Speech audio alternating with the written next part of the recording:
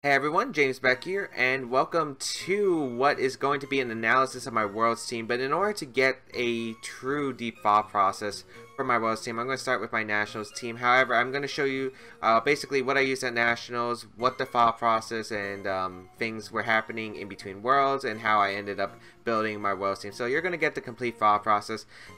Right now, you are currently seeing my Nationals team that I did bring to US Internationals, which, you know, I went 6-3. I ended up losing in the final round, so basically if I won the last round, I ended up making it to day 2.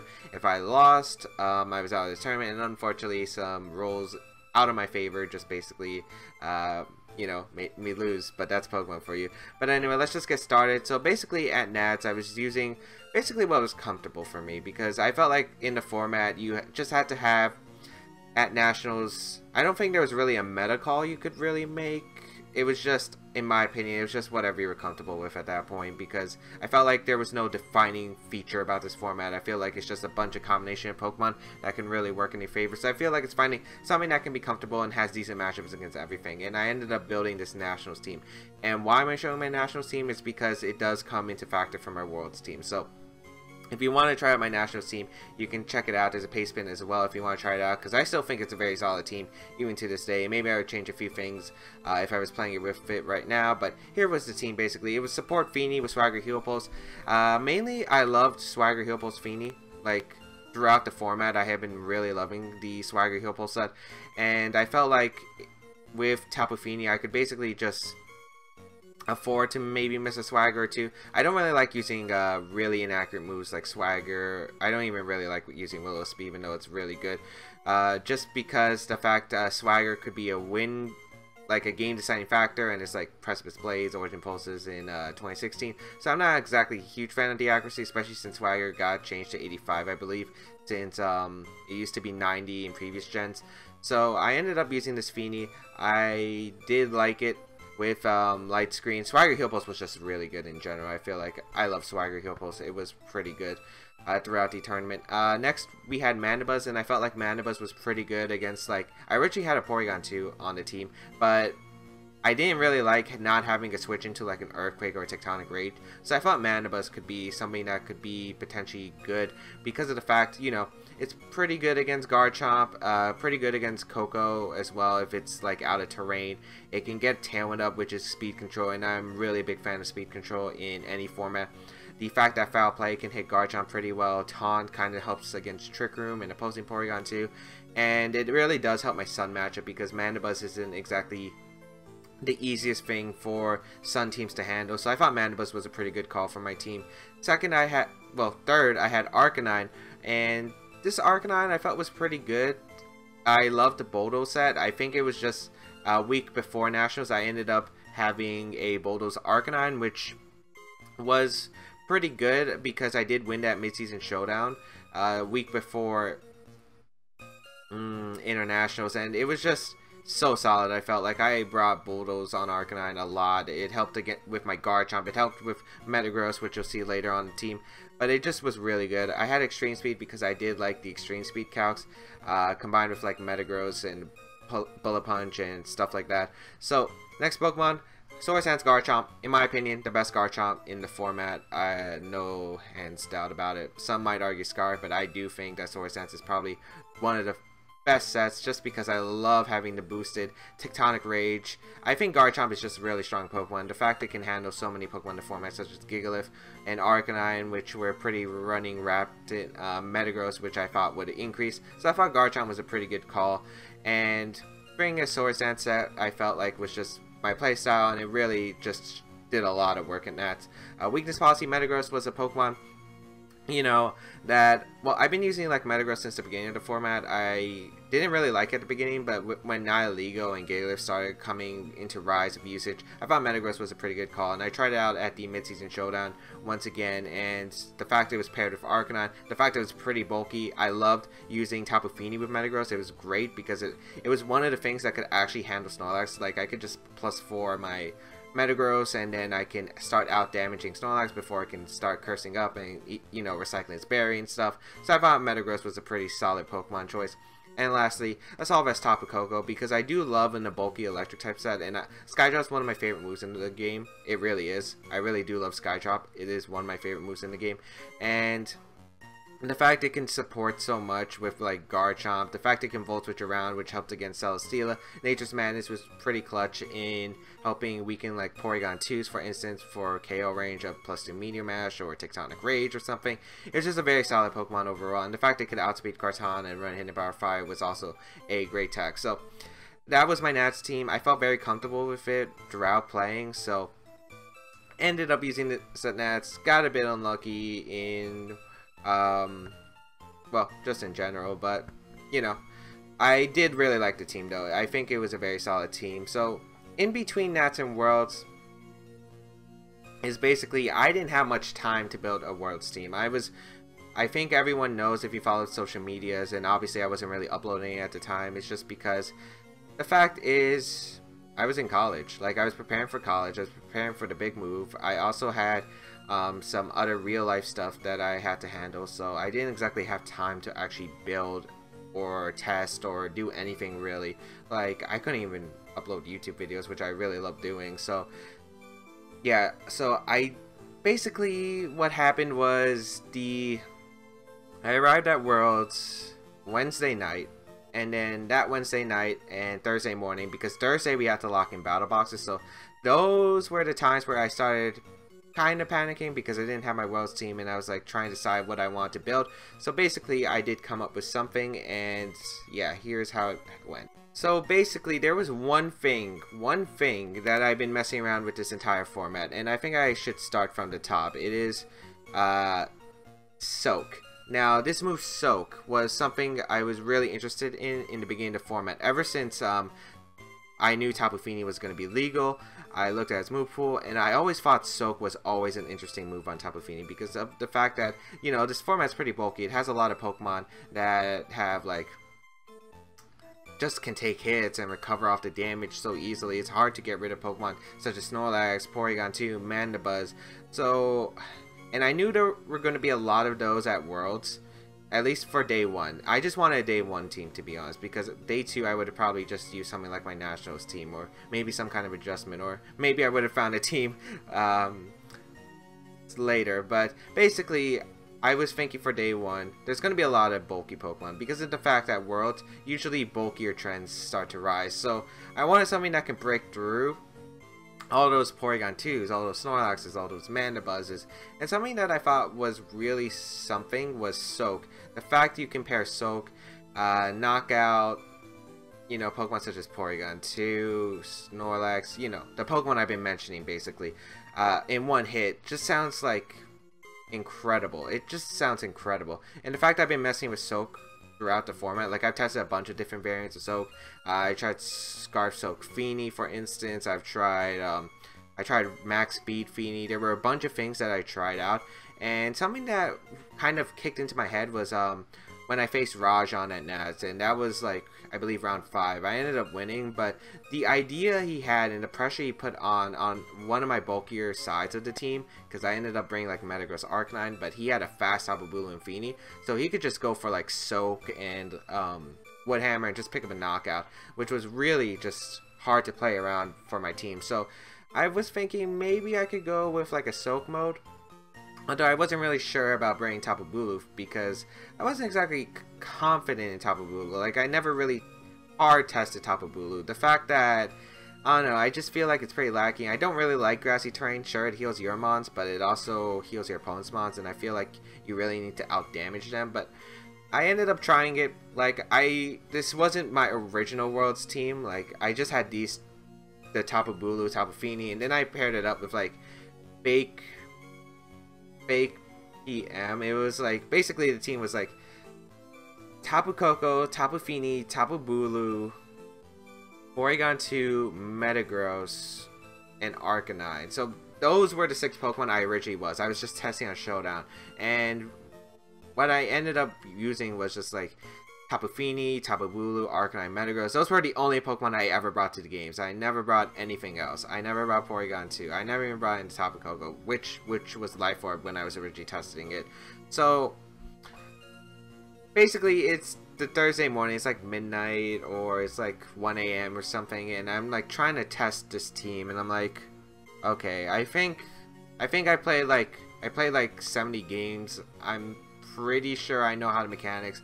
I mean, I just let Tapu Fini, Tapu Bulu most of the games, to be honest. So I thought it was pretty cool. Tapu Bulu was one of those Pokemon I was thinking, oh, Tapu Bulu could be very useful, because the fact that Tapu Bulu is one of the Pokemon that can help against Koko plus Garchomp matchups, unless it's running Poison Jab on the Garchomp. But if you can predict that, it's not as hard to deal with it. And the fact that Tapu Bulu, you can switch into Koko, it's like one of those great Pokemon that can actually switch into Tapu Koko without having to worry about anything. Not like Togedemaru or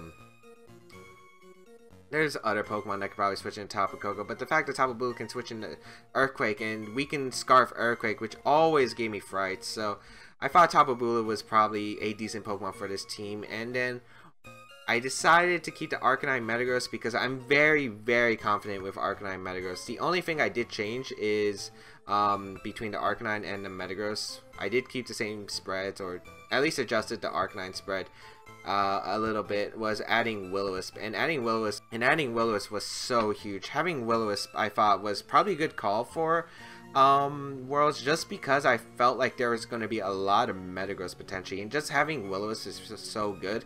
I thought there might be a droppage of Tapu Finis around, and Will-O-Wisp is just so good. Hitting Garchomp, hitting Metagross, those annoying Pokemon. I thought Salaman's Metagross would have been decently common at Worlds, or Arcanine Metagross, and I had to have like a backup plan to handling those Pokemon, because Metagross is a threat to my team with the Pokemon I was using. So Will-O-Wisp was one of those Pokemon.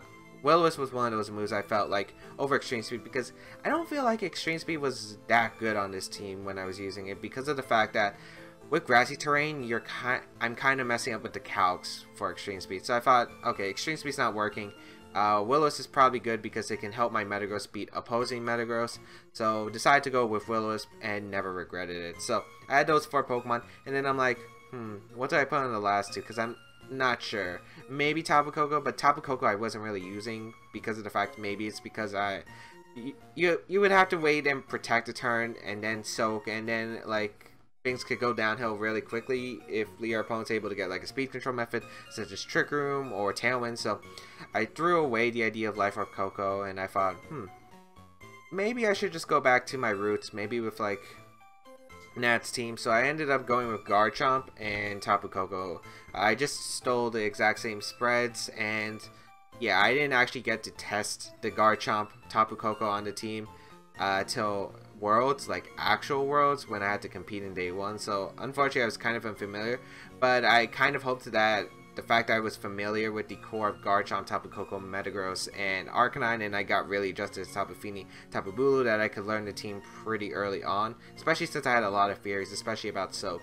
So that's basically how day 1 team was really built. If anyone's curious of what I did in day 1, I ended up going 4-3 and missing it by 1, but of course I got knocked out in round 6. I started off 3-0, lost on stream, and then lost the next 2, which, you know, kind of a bit unfortunate, but you know. But let's just get into the actual team. So I think I should just start off with like what I felt was good. So the Soak Tapu Fini, not Scarf. Although I was really thinking about Scarf for maybe day 2 if I potentially made it in. So here's the Tapu Fini, and what the EV spread does is the 212 in HP allows Tapu Fini to recover its berry if it's either Guardian of Alolan or 2 Nature's Madness or Super Fangs or something like that. So that's basically what the HP stands for. The bulk was basically for physical defense because I really liked switching to Garchomp and Arcanines very commonly, so I thought 108 was fine. 20, I didn't really invest much in special defense because Tapu Fini already has a massive special defense stat, especially with the Calm Nature. I felt like 20 was just enough because I usually just run like 244 HP for special defense, but since I changed the spread, I felt like 20 was fine. 12 special attack not really much. It was leftovers. And the 156 speed. The 156 speed is because I felt like I could outspeed pretty much any really big bulky Arcanine, because of the fact that most Arcanines usually run from a speed stat of what, 118, which is like no speed investment, to 123. So I felt like maybe I could just outspeed by 2 points speed creep and then knock it out with Tapu Bulu, who's a speed point under. So that is the reason why I had Moonblast, Soak, Swagger, and Heal Pulse. You might be wondering, James, why are you running all these support moves? Okay. Moonblast, I need a way to hit Garchomp. Like, Garchomp's just such a big threat in general. As you can see, I have 3 ground weaknesses. Of course, Tapu Bulu can help cover it, but it doesn't exactly help my Tectonic Rage matchup, and I still have to weaken the Garchomp before it becomes a big threat, because if it sets up a Swords Dance, the grassy terrain is not really going to help me as much. So Moonblast was something I needed. Soak was basically the prime idea of using this Tapu Fini. I had a lot of fears about Soak, so basically what I thought I could do was, like, I could leave Tapu Fini, Tapu Bulu, right?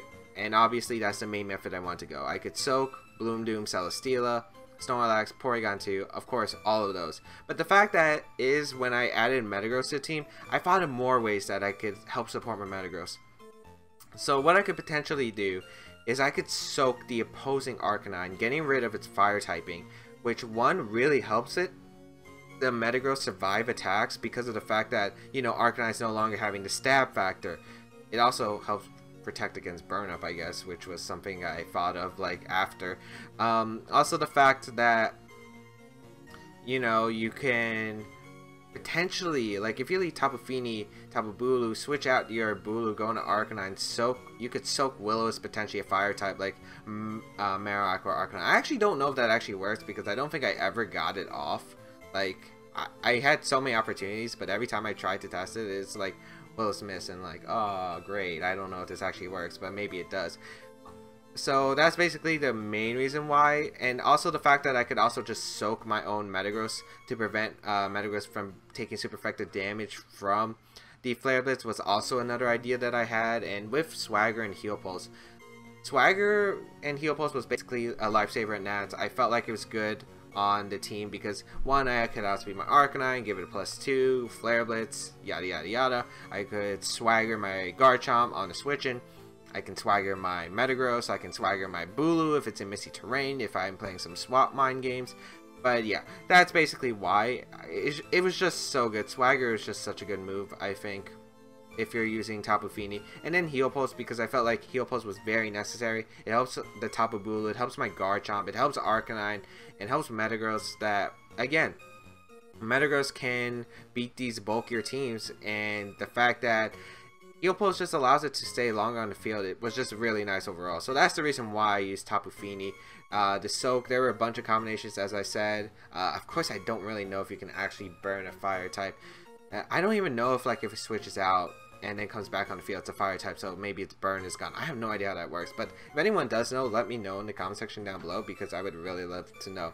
Second would be Tapu Bulu. So Tapu Bulu was the next Pokemon that I thought of when I used the Soak combination, because of the fact that it was like Rajan's, and the fact that Kartan, I didn't want to run Scarfini. I didn't want to run Scarfini because I had no experience with Scarfini, and I barely used Soak Fini in the past when I was testing Soak. So Bulu was the next big idea.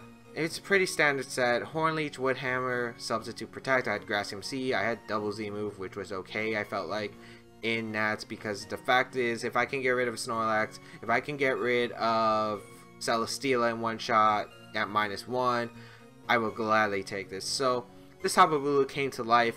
116 HP gives its HP stat of 160, so maximizes the grassy terrain recovery. 52 attack was kind of left over.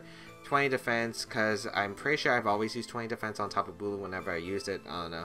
92 special defense. I don't know what the spread really did. It was kind of bulky. Like, originally it was like a bulky Tapu Bulu, but then I had to change it to fast, so ended up messing with the EV spread, and this is kind of what the Horse Nightmare did. Of course, not knowing the cows kind of hurt me, but I felt like it was bulky enough to survive attacks anyway. Especially since most of these things might run actually just max speed and max attack. Might run no bulk actually.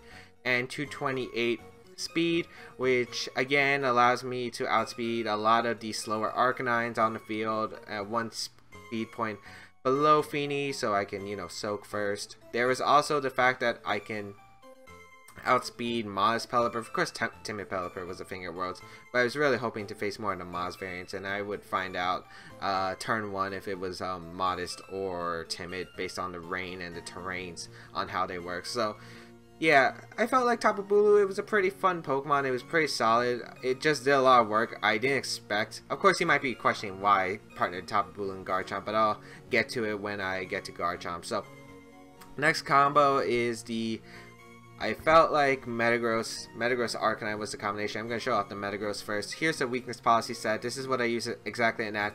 This thing, I love this EV spread. I don't know what about it, but it just does work. If I remember correctly, it's just supposed to take hits. I think with the grassy terrain it also helps with the calcs, because I think some of them were rolls. I feel like it was like -1 Flare Blitz from like 52 attack Arcanine, no investment. Is it 2 a KO? Is it 3 a KO on Metagross? I don't exactly remember the numbers. I mean, I built the spread before Nats. I just remember it being very bulky, very powerful, and just doing what it needed to do. And I really did love this Metagross set. It just did its work. It just really did its work. Not much to say. I went Meteor Mash, then Headbutt, Bullet Punch, Protect. A lot of people at Worlds ended up going for Hammer Arm over Meteor Mash, but I feel like Meteor Mash is kind of necessary on a lot of teams, especially like you want to hit Lele out of the terrain. Of course, I did have 3 Tapu, so I could always change the terrain, but I liked having Meteor Mash. It could hit like Tapu Lele, for instance, pick up the knockout without needing the weakness policy boost. Hitting Gigalith +2 Meteor Mash was fine. I didn't really think Hammer Arm was absolutely necessary because of the fact that Meteor Mash is already doing like 54 at least to Porygon 2, so you're doing a bit more than they recover, and you can always get the attack boost to win the game, and Porygon 2 can't really do too much back to you. So that's the reason behind Metagross. Also, it was just a trooper. I loved this Metagross set. But anyway, next Pokemon we are going to talk about is the Arcanine set, and the Arcanine is pretty much something that, you know, is very solid. I felt like this Arcanine was pretty solid going in, and actually I think yeah, this is not the Eevee spread. This is not the Eevee spread. I definitely know that. So yeah, this was the Eevee spread. If I remember correctly, this should be the correct Eevee spread. So this was the Arcanine. This was the actual Arcanine I brought to Worlds, and I changed it a bit just because of the fact that basically what my old Arcanine spread did, it helped with 1 less than number divided by 16, which was able to reduce sandstorm damage, but with grassy terrain, and I often brought the grassy terrain, I felt Arcanine needed to be adjusted a bit, so went with 192, which again is a multiple of 16, so grassy terrain, maximum recovery, as well as the fact that it's a number divisible by 4, so you can pick a Guardian of Lola, eat your berry, or take 2 Dangerous Madness for an example. 52 attack, I kind of regret this. I lowered the attack to change some EVs, but I would have loved the 76 I used at Nats, just because I felt like Arcanine ended up missing quite a few KOs with Flare Blitz, which was a bit unfortunate, but yeah. 44 defense, 164 special defense. If I remember correctly, it's supposed to give a very good chance to live the Gigavolt Havoc from Tapu Koko and Electric Terrain from Thunderbolt, as well as I believe it can survive Thunder decently, like a decent percent, and also the Pheromosa Z Focus Blast. So, and 36 speed, it's just to speed creep like Pokemon that are trying to speed creep Pelipper.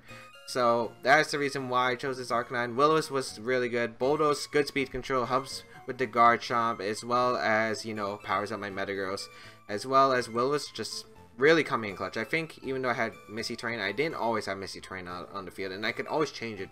So having Will-O-Wisp was really good. Like, having Will-O-Wisp just helped against my Metagross matchup, and the fact that Arcanine always pressured Metagross was so good, because I could lead Arcanine Metagross against, like, you know, something like Salamence Metagross, and I could just Will-O-Wisp Meteor Mash the Metagross and Meteor Mash the Salamence turn 1, because if they Bulldoze Protect, my Metagross gets a weakness policy boost and can KO the Salamence with a Meteor Mash or a Meteor Mash Bullet Punch combination, depending on the spread. And the fact that if Metagross stays in and tries to attack, I can Will-O-Wisp burn it and it's basically negated already. Or if it protects, again, it's forced to protect. So no matter what, it was just, I felt a solid move overall. It also helped against Garchomp, especially Scarf Chomps, which I ended up facing a lot of, so I think it was a pretty good call, especially I could also Will-O-Wisp a Kartana, break its Sash, and then Flare Blitz in the future for the knockout while Kartana can't do anything. I just felt like it was a solid move in general. Next Pokemon, we're going to go, I think we're going to go with the Tapu Koko, and the reason Tapu Koko is the fact it was mainly to support Garchomp, but I felt like Koko was actually pretty good. I just went with the same Koko that I dealt with at Nats, and it was just, you know, it did what it did. Like, it helped support Garchomp, and Volt switched around, Nature's Madness weak and everything. Skydrop helped some support, and Hidden Power Fire for Kartana, because his team kind of was weak to Kartana, especially with the new addition of Tapu Bulu. So having Tapu Koko was interesting. I felt Tapu Koko plus Garchomp did a lot of work at Worlds actually, so I do not regret bringing it at all. And what the EV spread does, you're able to survive Max Attack, Garchomp, Earthquake, even though no one runs Max Attack, Adamant, Earthquake on Garchomp, I believe. Even Scarf Chomps don't really usually run Max Attack. It was just good as a number, as well as the fact that it was just bulky. The speed stat, if I remember correctly, allows me to outspeed, I believe it was Salazzle I was trying to outspeed. I don't exactly remember the number. I'm pretty sure I tried to outspeed Salazzle, or maybe, I don't think it was Weavile. But anyway, that's the Tapu Koko. It did a lot of work at Nats.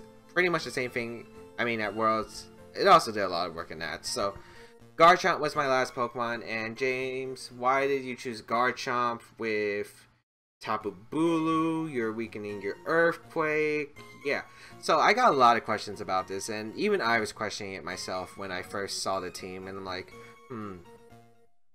yeah, this might not work out. That's what I originally thought, but as the day progressed, I actually really did love Garchomp come out with Tapu Bulu, even though it sounds super strange.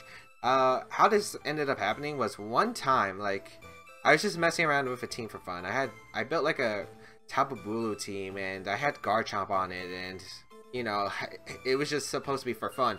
But the Garchomp actually ended up really supporting the Tapu Bulu, the Tectonic Rage helping for the Arcanine, and the fact it can help against like Metagross. I felt like it was a very solid Pokemon. I think Garchomp's just a really good Pokemon in general, but I felt like it was a pretty good Pokemon coming into Worlds.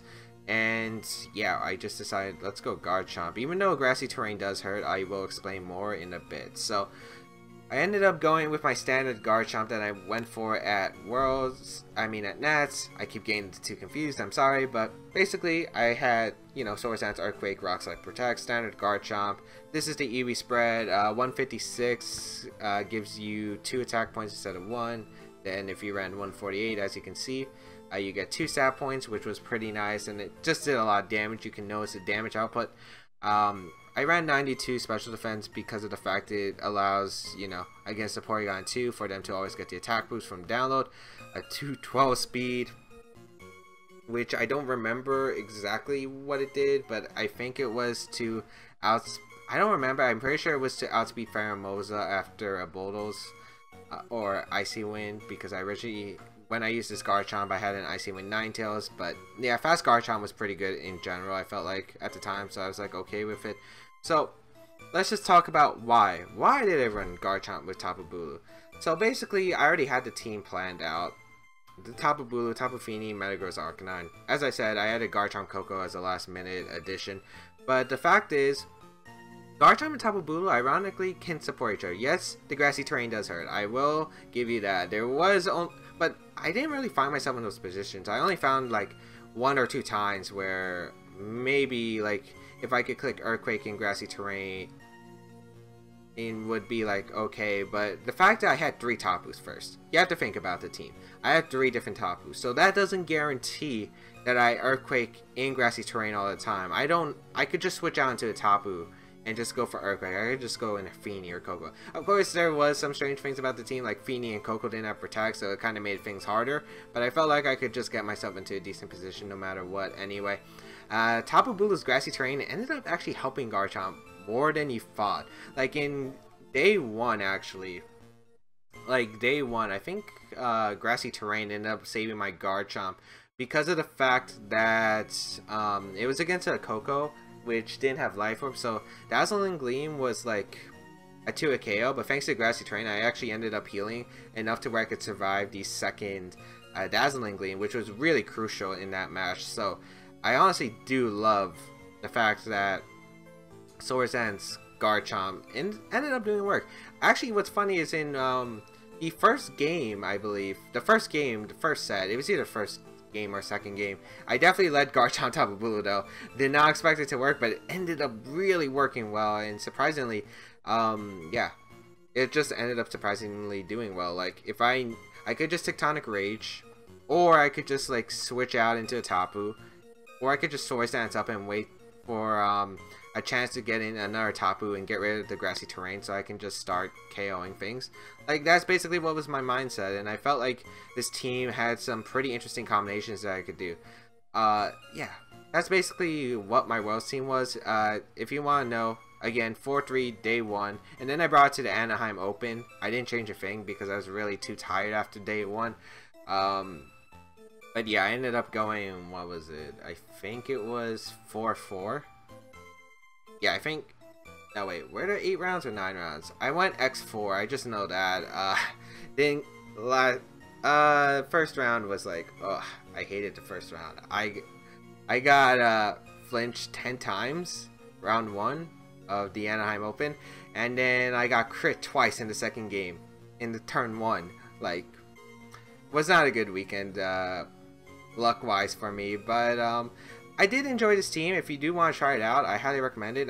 If anyone has seen VGC 17 back-to-back battles, this team has been on it, and I feel like it's been doing well. Like, I've proven it, like, the team does work, and it does have potential. So if people want to try it out, in the description down below. And yeah, if you want to try out the NAS team, that will also be down in the description down below. And yeah, I think that's pretty much it for what I want to say about my Worlds team. I don't really want to go into like a war story or anything because I don't really remember everything that happened. Yeah, but I will probably post the game that I had on mainstream to show my thought process, but that'll be for another time. But anyway, hope that everyone enjoyed. Feel free to use the team. Tell me what you would change about this team. Have you played with this team? Do you like it? Do you hate it? Do you think some of the mechanics are strange? Also, the fact of the soak mechanics with like Will-O-Wisp and stuff, let me know, because I would really love that for reference. But anyway, hope that everyone enjoyed, and yeah, see you around next time.